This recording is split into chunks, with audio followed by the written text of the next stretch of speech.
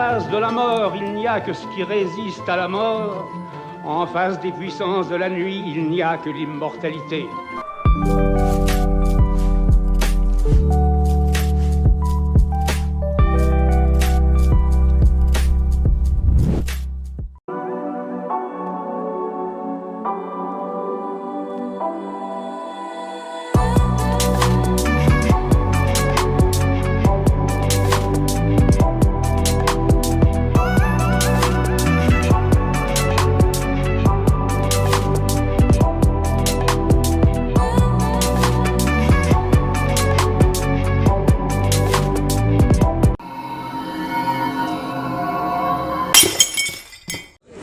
La fiançailles est une promesse mutuelle de mariage. En d'autres termes, c'est l'engagement qu'un homme et une femme prennent de se marier. C'est une intention réciproque déclarée.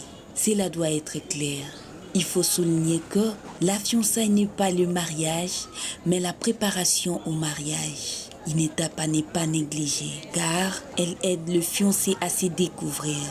Les signale nos intervenants. Bayokani balanda processus ya libala fiançailles eza moment moko ya koyebana. Ça veut dire na bana na biso lelo bakoma omona mingi plus fiançailles ezaka mpona mwasi. Les fiançailles c'est pour l'homme et pour la femme. Ça dit moi ça c'est un intérêt ya koyekola malamu mobali oyo na kokwela na ye mobali mpe azala posa ya koyekola malamu mwasi oyo na kobala ye. Alors na bato mibale soki barate moment na fiançailles yango nde esalaka ke libala ekoti parce que ezalaka moment koyekola mais mpo na biso bana na biso to bandeko na biso bamonaka nde moment ya kokosa moninga yango wana. Ça dit moi si aza très hypocrite dans mon moment fiançailles. Mobali pas très hypocrite. Aza trop hypocrite na makambo na moment wana ya lobala et na moment ya fiançailles pardon. Alors ba caractère na bango ya komonana so ba koti na katanga. O senti mobala otuna yango yo soki na yebaka ki ozalaki boye na nyala ba. Parce que ba yekola na kati penza. Mosusu na moment fiancé ba otala kaka possibilité mobile azalango to famille moi ça sala. Oh c'est le massage. Le mariage les ali batu bale ba yoka ba yeba ba lingana. Pe moko à comprendre faire messia. Ça dit na moment fiancé ça ka té na yeba le meilleur ya muto na nae même ses faiblesses aussi. Comment est-ce que je peux surmonter ces faiblesses? Est-ce que je peux les supporter? Et ça moment mobimba c'est espace moko bo esenga ke batu ba yekolana. Déjà union ya moi c'est Dubaï. On va se mettre d'accord, libala. Il y a notre vie dans la fiançailles, ça tous les familles va reconnu. Pour fiançailles était que fiançailles pour entre familles bala pour maman aussi ba yebala. Notre vie dans la fiançailles. C'est très important. Pour l'année, la vie dans la fiançailles ba yebala bizali. Tant qu'on voit celle qui fiançailles ba yebala bizali, moi c'est dans mon bali et là ça va bien malamu. Mais monsieur va être trompé, c'est celle qui fiançailles bon mais et si mis en côté. Mais normalement il faut pas voir que pour les réalités avec fiançailles. Les fiançailles maman va se préparer moi c'est dans mon bali. Pour les fiançailles on est au Congo il y a moi fiançailles. Ouais boy va bizali. Le monsieur va bien bizali mais allez à Snapé. C'est surtout la so basi, na bajibala la so botalelo. Mobali azala ba bali bizali mais azaka carte to kuma ndako changer zali na. On va les fiançailles avec bien. Kaka babali ka babali la tina ndako comme bizali mabe. Vis-à-vis à ma belle famille, vis-à-vis à mon entourage, vis-à-vis entre les camarades en bas. Selon M. Chai, la fiançailles ne doit être longue. Très important la vie à la couple. Parce que beaucoup de gens ont sans oyebaye. Tu as vu que oyebaye en totalité, mais moi ce que j'ai vu mon total sur 100%, oyebaye na 55%. okoyeba nani okoki kofanda na ye nani okoki kosala na ye libala temps ya fiançailles eza kitoko ezosunga mobali ayeba mpe babizaleli mosusu ya mwasi mpe ayeba mpe bizaleli mosusu ya mobali mpo bayeba ndenge nini ya kotambola elongo. Lo soki temps ya fiançailles eza te bokutani ka lelo bobalani soki bokei na ndako boyebani te, donc boza couple moko mpe ya baspectacle parce que mobali akobanda kouvrir vie ya sika epa mwasi mpe akobanda kouvrir vie ya sika ya mobali. Alors bango mibale baza na temps te ya kose comprendre, donc ekopesa baflamme na moto akoboya kosala fiança alobi no akendela mbala moko abala soit aza na objectif na ye mosusu basi vie ya libala eza korekomande mobali na mwasi basala fiança. Soki oboyi c'est-à-dire moto wana aza na tendance asala mokili na ye ou soit aza na baintention na ye mosusu. Comment expliquer yo principe ya libala elobi ke il faut kopase temps ya fiançailles. Après temps ya fiançailles, il faut ça continuer civil osali religieux. Et ce comme moi mobali aye brusquement a brûlé ba étape wana. En tout cas, même yo moi s'il faut ozongana no sima, ozo attend ya pour raisonner pourquoi azolingaka balanga mbala moko. Nous signalons à la jeunesse congolaise en général et aux fiancés en particulier que cette étape est très importante. Elle doit être ni trop courte ou trop longue. Car lorsqu'elle est très courte, les fiancés n'ont pas assez de temps pour se connaître et de se préparer à faire face aux défis conjugaux. Et trop longue, elle pousse les fiancés au désir d'avoir les rapports sexuels.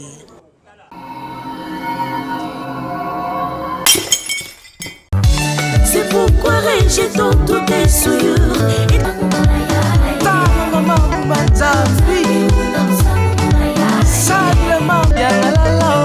Si toi pas casser maman. Ça c'est tombé. Donc Banderokine et Koueyi avec Frère Amos dans l'album Sika. Attention aux faux enseignements. C'est très capital, hein? Vous ne me savez plus? Mais nous sommes ici le 27 décembre. Et ça, ouais? Na Simons Plaza. Na Kinkole. Ngai ndeko na bino, le frère Amos Konta. Na bengisi bino mokolo ya le 27 décembre 2021 na 14h30 na Simons Plaza. Molulu monene kosala makuna boyebi bandeko na ngai sengeli to sandro na nzambe. Ye mopesi na pema. Sorto officiel ya album. Bozelaki ya moto. Bobi tumisamaki mingi. Et vous allez danger.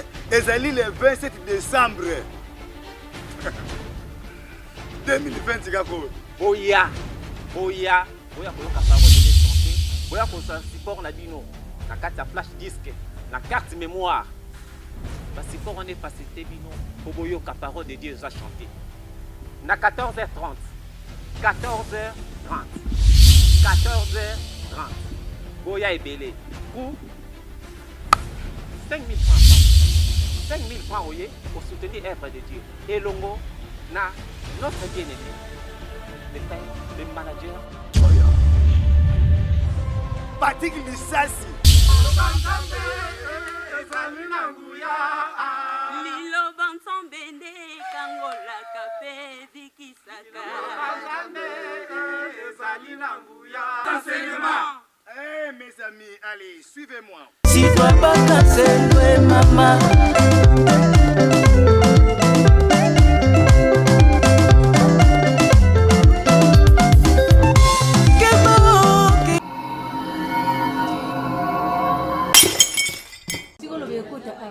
La dot, bien qu'une femme apporte en mariage à son époux, est celui qu'un époux apporte à sa femme. Elle permet de sceller l'union entre deux familles. Jadis, la dot constituait un symbole d'honneur.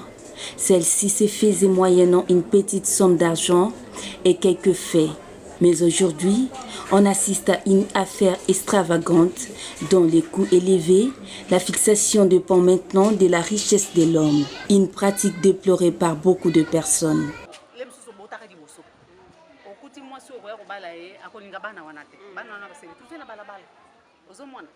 sikoyo na compte biso bakara tokomosenga koexagere mbongo libala esilaka te senga oyo esengeli ke bana bazobala bakekoluka vi na bango ndenge esengeli apesi mwasi na ye akei bakomi kosa vi na bango bango mpe bazala mpe bato makambo wana batelevizio bamosusu bakomi osenga soki bamutuka ezalaka ndeti nga na groupe o 2000 o 3000 dollars oteki mwana lobi mbongo bokilo esilaka te soki na ye lelo na nzala mobali eza na mbongo akotika kopesanga akopesa ngai mama akende kolia na yango menaki nakosenga mbongo ndireki nazoteka mwana bana yango mpe ya biso ya bino ya lelo oyo munoko mundeko mobali soka ye opesa biloko te boya yo opesi bango biloko bandeko mobali bakolinga omondi conflit ekoti na kati ya libota dota kalande ezalaka ya kitoko ya bien oyo ya lelo tokomaka tosalaka makambo vaguement ndenge olingi ozwaka mwana bato opeseli biloko te me obotili ezaka meme 4 bana bafoka meme 8 kaze eza te conseil na opesa na baparent na biso bameka na koréduire makambo na bango wana okopesaka ebele ozopesa ya na bato mosusu tomona obali na yo ozopesa parfois mwasi wana aboti ata mwana te me yo opesa deja biloko bapere nde bameka na koréduire makambo wana mpona doto oyo ya lelo ya sika oyo eza lokola bana basi baotula bazovanda siko na ndako ekomi yango mo bafille bakomi ebele bakomosalaki ndumba mpona nini facture ekomi chere bakomosenga mbongo ebele baosenga biloko ebele ekomi na bagroupe oyoka de groupe de biloko ebele kaka batika makambo bazongisa nde makambo ezalaka na ntango akalwa bamama kalala ya babanda obala bazotulisa bano ya basi bakomi totalaka mwa ndako moke bana basi bakomi ebele na ndako mwa moto azala na posa azwa mwana mwa jeune fille so atelika bafacture bazosenga mwana mpe avandi mwa ya obala eza te. Les familles ne doivent pas trouver dans le mariage une occasion de s'enrichir. La femme n'est pas une marchandise, dit-on, donc les parents doivent demander la dot à la limite, tout en sachant que cette exagération est au désavantage de la jeunesse.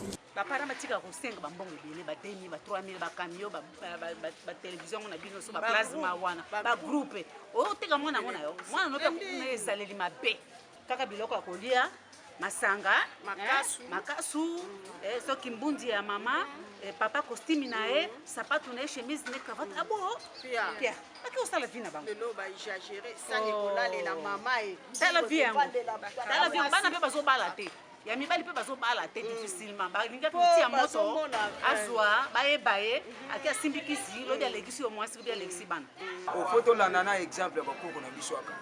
Mo bango ne bato alakisa biso nzela. Ke bala mwana bato. Prépare-toi, ok na biloko ndenge na te basenga ba makasu. Ona pesa. Basenga iloko so mutu akeme mazeni. Eza erreur. Normalement il faut ka photo landa tolanda makambo bakoko batingela biso. Eno okokende pa mutu pa mwasi bongama. Okokende ngulungulu te. Erreur pe komaka na basi na biso. Bana basi na biso ya lelo biso génération na biso to komaka ka. Fo linga mbalo azake no ya kuluna. Kwa pesa la yo eloko.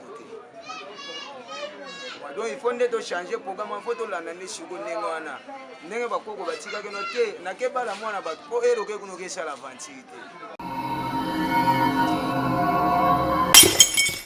Oui, ngai comme la philothérapeute Michel. Biso yo tozwami na Victor Seraveni Kelemba numéro 2. Ne pas y avoir Mamarita à évoluer. Toujours la tradition.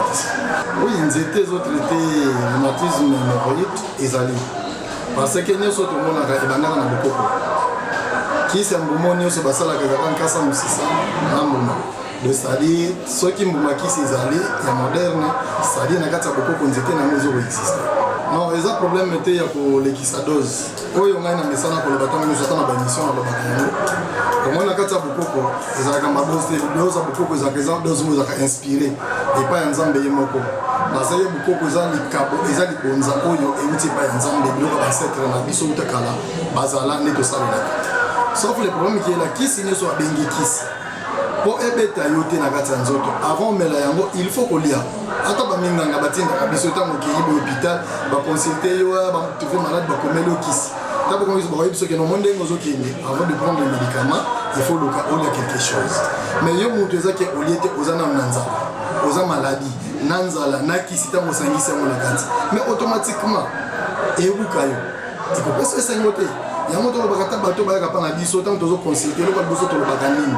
Ndenge to komelo kiso ye mo rito rhumatisme avant mena yango il faut oluka olia soki olie nsima nango omeli koluka mpe te omela mwa mai ya ti nsima nango omela kisi parce que kisi ezalaka makasi ti eza nango mai ya pamba na mwa sukali etiana epesi mwa énergie ok soki énergie wana esili automatiquement kisi wana ekoderange mais soki olie mwa eloko mwa eza consistant okomona ke kisi ekopesa yo nzoto makasi. Ok, merci au journaliste osekisi ngai ndambo parce que ntango tozoba kombo nyokankao to soki échographie nyokankao emonanaka te emonanaka na basymptôme moto moko takenda na échographie monganga yebiseke no tokuti nyokankao emonanaka te na kati ya moderne eza maladi moko oyo biso bao tosalaka bokoko nde toyebi yango eza difficile pour moto comprendre saliso okuta na moto oyo moto ye na problème malaria ozwikisa nyokanka opesi ye ekomi minondo mpo en réalité kisa nyokanka o la plupart eza kisa kopirige ozomona mais kisa malaria eza kopirige te ezaka komela de so okuta na moto ndenge wana faut faire attention yango faut moto akendaka place oyo bato oyo bayebani mpe baza na mwa expérience wana nde esalaka malamu moto moko takoki kotuta tolo ke ngai nde nabikisaki sa loboko ya nzambe parce que nyonso toza na mwana sa mokili eza ya nzambe moto akeli eloko te pasali eloko te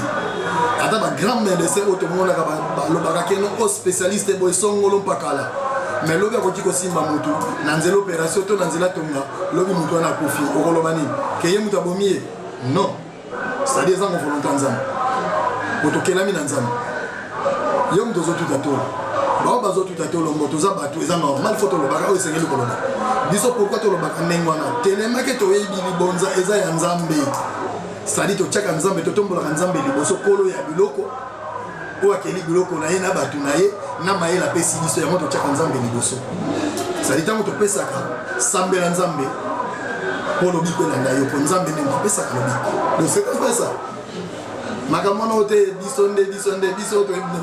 biso tozabata biso totutaka tolo te nyonso totikelaka na maboko ya nzambe po ende kolo ya nyonso c'est tout.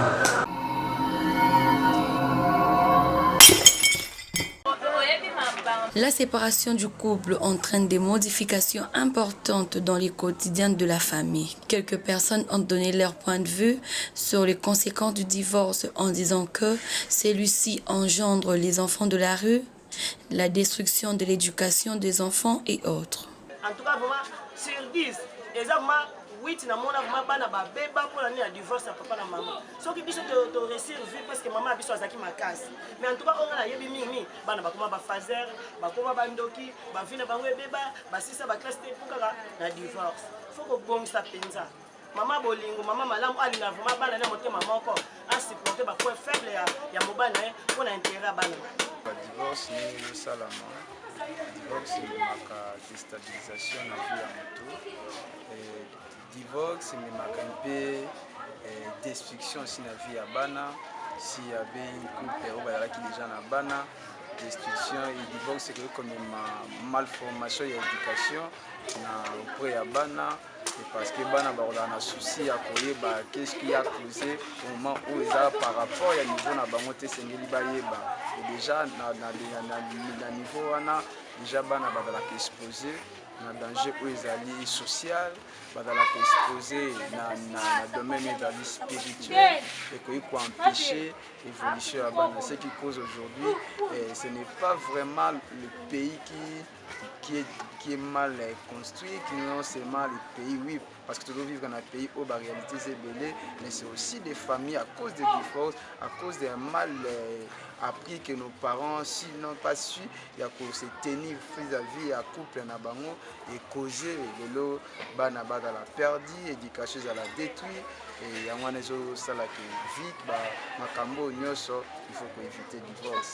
Notons que les couples doivent stopper avec les divorces car cette pratique est désavantageuse surtout pour les enfants. Papa na bango akekuluka mwasi wana kolinga bango te akobanda kopesa papa na bango rapport ebele bana na yo bayokaka balingi ngai te bayokaka makambo na nazoyebisa bango te fin de compte bana wana bakozala banduki.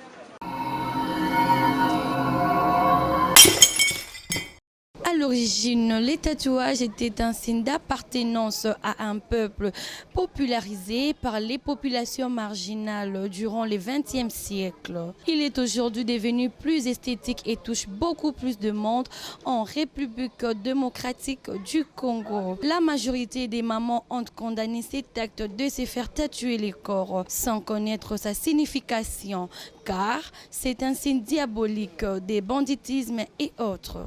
Eza mabe penza vraiment. Nzamba keli yo moto kati na lolenge na ye. Esengeli pe omibatela nzoto ya Nzambe, puisque nzoto Nzambe ezali tempelo ya Saint-Esprit.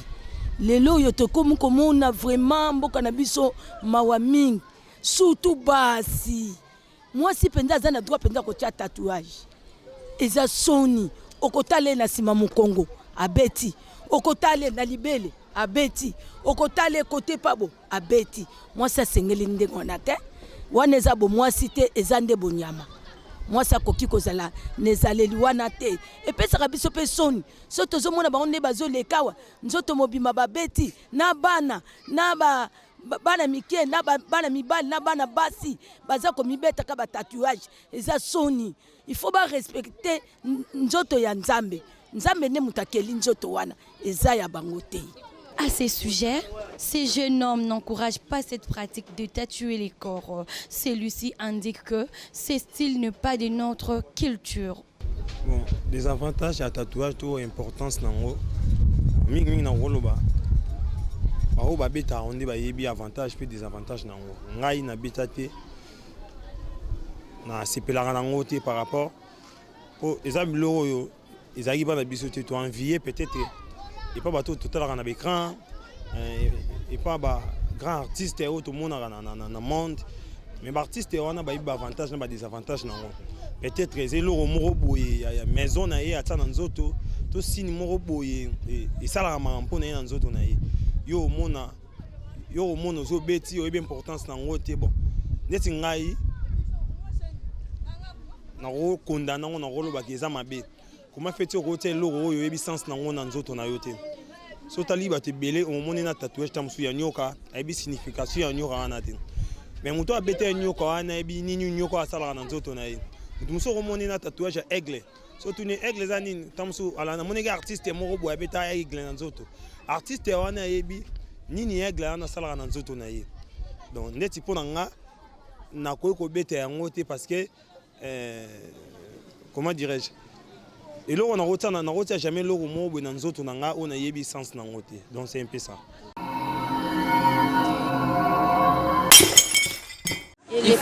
La plupart du temps, le bracelet des chevilles est juste un autre accessoire de beauté pour se sentir belle. Quoique dans la conscience de certains, elle relève une légèreté ou facilité de ceux qui les portent.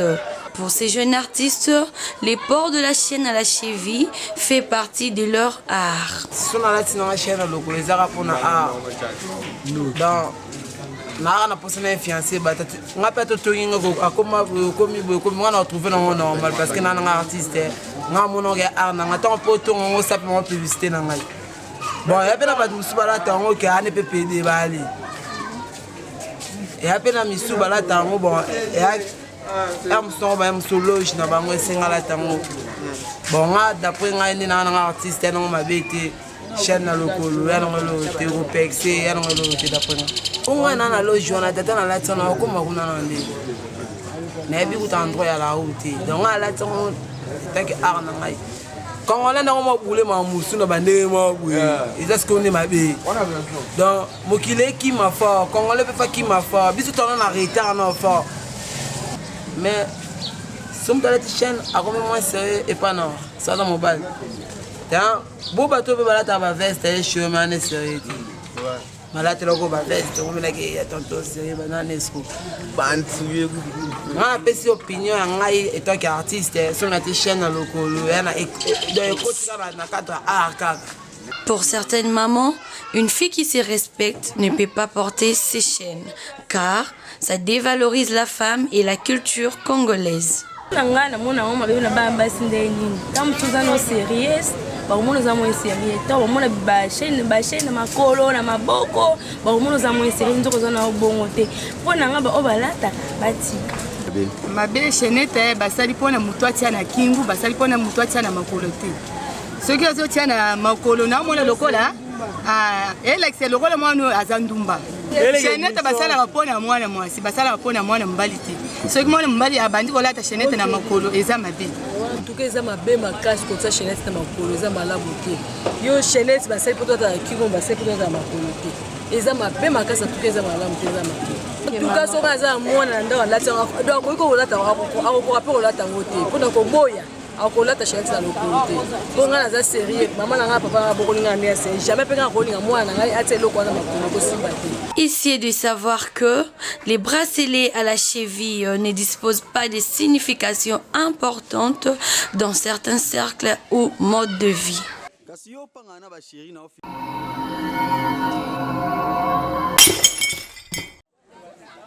Article 15, débrouillez-vous pour vivre. Un slogan employé par le pousse-poussière de la ville de Kinshasa. Il signale que ce travail n'est pas un métier, mais plutôt un moyen de vivre qui lui permettent de trouver à manger seulement. Il fallait beaucoup de temps d'épargne pour scolariser leurs enfants.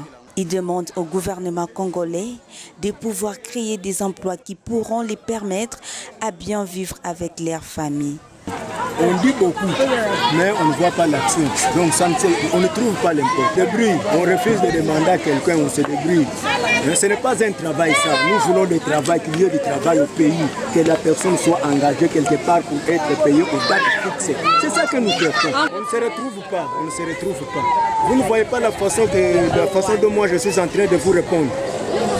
C'est comme furieux, c'est comme fâché, parce qu'une personne ne peut pas vivre ainsi. Une personne doit être engagée dans un service proclamé classique. C'est ça. Par manque de cela, c'est pourquoi on se débrouille avec des chars et des brouettes comme ça. C'est ça.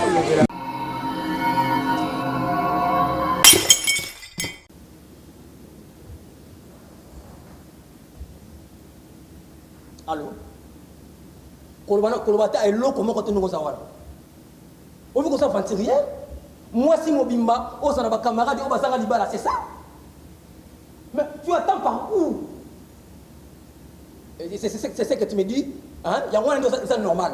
Moi, ça liba là, à autant de kiri, il y a bateau babalate. N'a pas si ma micro raison. Que bateau bazana kingo, bateau comme mayaka, bateau soit et bateau bazana mayaka bazana kingo. Koye bisanga bloc, koye bisanga te. So ko sala ba mias na yo na bana nanga te. Tika bana nanga basala awa parce qu'à venir à bana nanga, ça pas nangai. Oui, parce que c'est moi qui sors l'argent. Quand on me dit que on a formé tata, on a formé maman na yo. Nanda pour nanga te parce que c'est moi qui coordonne ici. Oui, c'est moi qui sors l'argent. Non, c'est là maman. Maman. Non. Là, je vous présente pour moi vraiment toutes mes excuses. Naza acheté mais excusez-moi d'abord pour ne pas terminer ici. Basa pas na bana papa. Non, je sais que c'est maintenant quand la bateau basa peut mettre mais il est tombé. C'est dit maman. Non, plus maman, s'il te plaît maman. Na sala kangote ba rapport après ça sur la gangue la jamais. Na pas ça un message. Mala poko. Non maman, s'il te plaît. Limbisa moi na yo, na peut-être ba parents nanga na que yo mtoko ma parents nanga. Je présente là toutes mes excuses à propos de mon na bimisi boso na yo. C'est bon maman. Nazoya ka espèce bazali s'il te plaît maman. Fonga ka moi na. OK, merci maman.